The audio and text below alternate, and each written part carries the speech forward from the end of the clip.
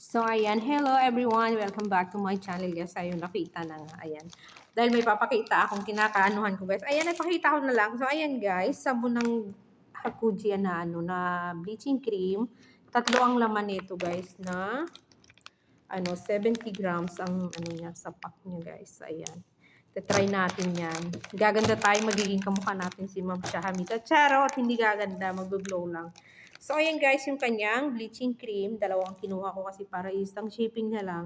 Kumbaga parang naano ako na, ay bakit trending yun? For the first time kong gumamit ng bleaching kasi hindi ako matyaga sa pagpapaganda guys. Pero kumbaga parang siya, yung lang ibababad, ay anong tawag doon?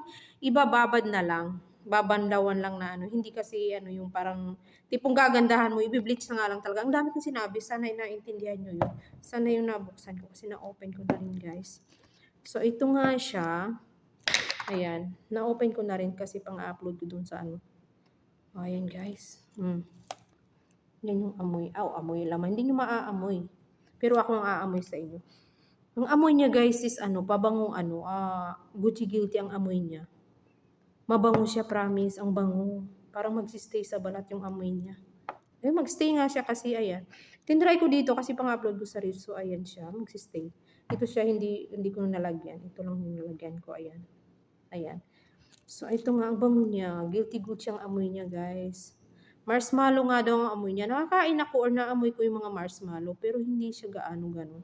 Pero pang ko dito sa amoy niya is, ulit-ulit talaga. Gucci Guilty na perfume guys.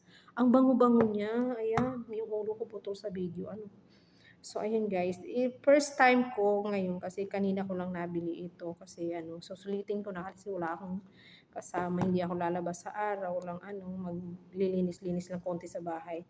So, ayan. Expiration na is 2028 pa. Sana maubos ko ito, sisipagin ako kasi hindi talaga ako masipag sa pagpapaganda. Pag cream pa lang, hindi ako masipag sa katawan.